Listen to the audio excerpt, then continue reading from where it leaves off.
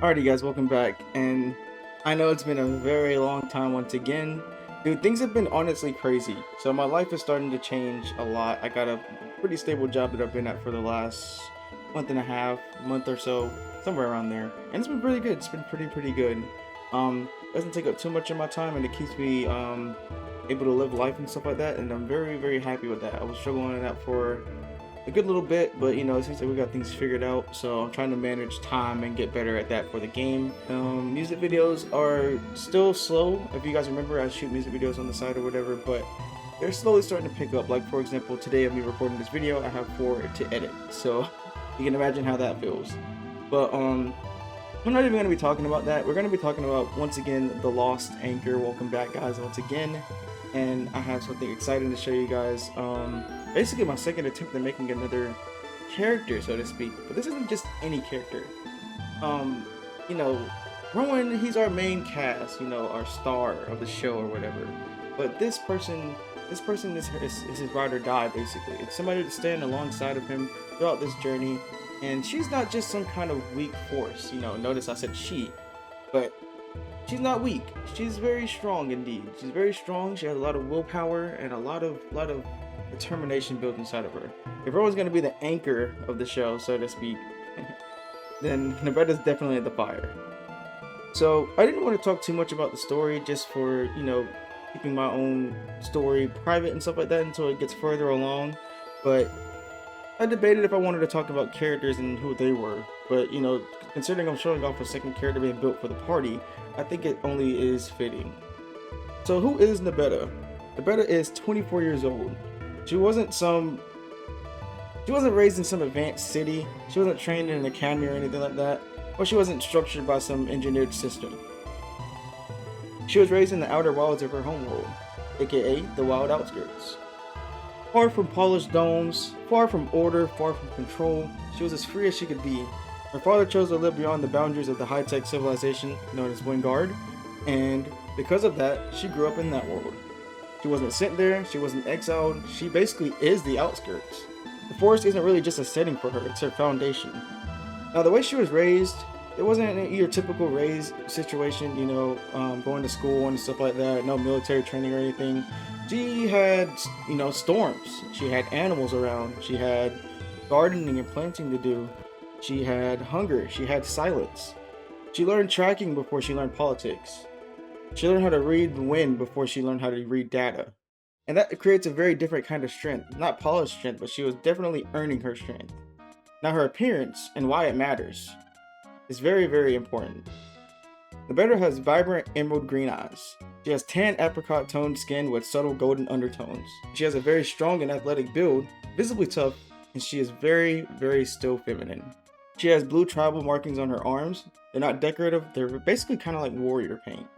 Her hair is mid-length, about reddish orange, and basically gives like a very fiery vibe to her nature. I think it's very fitting, and she looks very alive when it comes to her hair. Like her hair is very detailed and it has a wild nature to it in itself. She has slightly pointed ears, kind of like an elf, but it's just the race that happens to be on this planet. And she's not really cartoonish, she's not really exaggerated or anything like that. It's just enough to show that she's not from Earth, basically. Her clothing, they're basically practical. They're crafted from animals and resources found around the wild. She really practices utility over vanity, and everything she wears serves a purpose. She looks like she belongs in the forest. Hell, she really is the forest. Anytime you think of the wild outskirts, you can't really forget Nebetta. Now let's get into her personality. Nebetta is a very strong-willed character. She doesn't back down, and if something's wrong, she'll tell you. She's very straightforward and very blunt. If someone challenges her, she'll answer. She is loyal, but she's very guarded, so you have to earn her trust. But if we're getting into those type of territories with trust, let's not talk about betrayal, because she's not easily forgiving as a person. She's not naive, she's not blinded by kindness, and she's not overly welcoming. But once she bonds with somebody, she becomes one of their fiercest allies. She's very protective, she's compassionate, and she's also very unshakable. And yes, she too can be hot-tempered, no pun intended on her nature. But you'll see it. She's not passive, she very much burns. Now her fighting style, Nebetta fights the way she lives basically, off of instinct, speed, and force. Close range melee is her comfort zone. axes, short swords, dual wielding even. She moves fluid, quiet, and predatorily. That kind of movement only comes from years of tracking prey in the dense terrain. She doesn't posture, she doesn't show off, she ends fights. Here's the thing that makes her interesting. She's not anti-tech, she's not only nature. She understands how to operate and maintain complex systems. She just doesn't really rely on them blindly. That balance makes her dangerous. Now let's talk about her weapon. I like to call it the Ember Cleave, at the moment of course.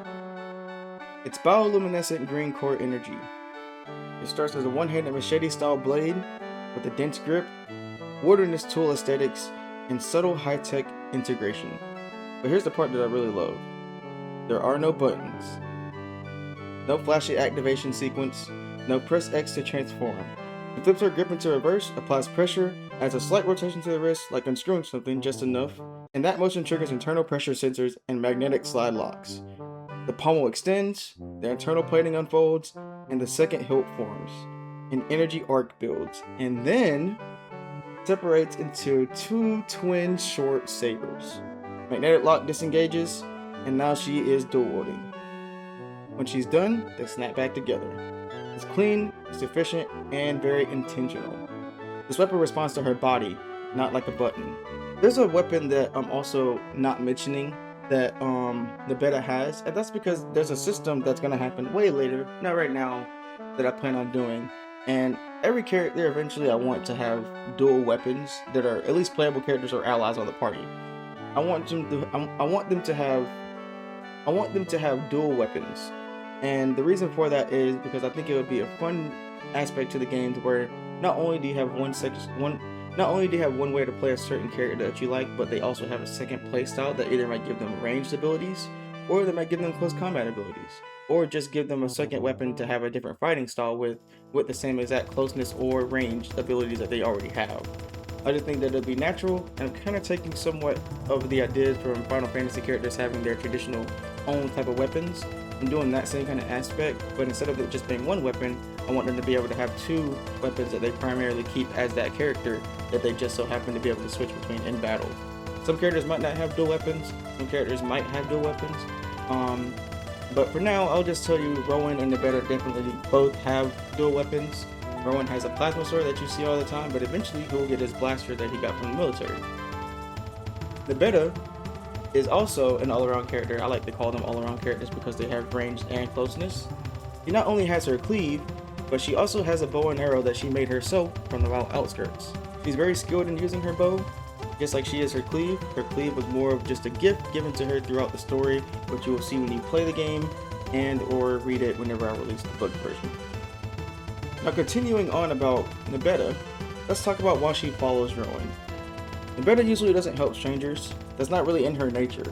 But when it comes to Rowan crashing into her world, with unfamiliar technology, with the confusion that feels very, very real, with the urgency that doesn't feel like a deception, her curiosity sparks. She doesn't trust immediately, but she observes and she studies. When she realizes something bigger is happening, her instincts kick in. Someone has to navigate the wilderness, someone has to understand the land, someone has to bridge instinct with whatever strange tech Rowan carries. She doesn't follow him out of duty, she doesn't follow him because she's impressed, she follows because it's bigger than both of them, and she senses that. Now her relationship with Rowan is a bit different. She's not a follower, she's not really a sidekick, she's more of an equal to Rowan. Early on she becomes his guide, she teaches him how to survive, how to read the terrain, and how to slow down. And in return, she learns how to trust someone from beyond her world. Their bond isn't instant chemistry, but it's built through shared struggle. Through tension, through near failure, and through earned respect. That's stronger than forced friendship. Now what made me design Nebetta this way?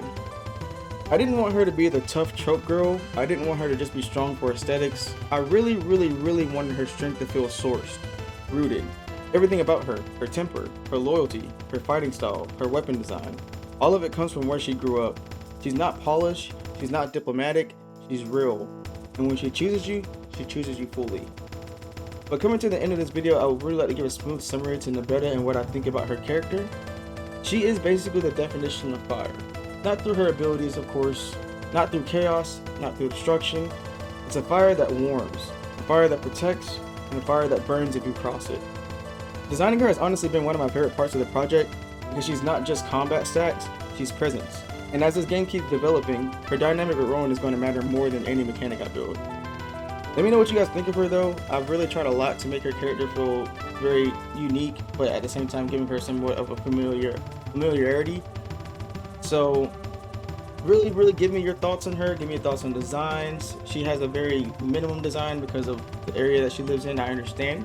But you know, you can critique it all you guys want. You know me. Or if you're new here, you can get to know me. I'm somebody who is very open to constructive criticism. It's really hard to hurt my feelings. So I really read the comments, and no matter if it's negative or positive, I'm learning. So that's how I like to look at it. But would you guys trust her? Would you guys be intimidated by Nebetta? I know I definitely am. Or would you guys just stay out of her way? But the next devlog, we might be talking about systems again, so stay tuned for that. I really can't wait to get back into Godot and spend more time into making more of these systems and polishing up stuff.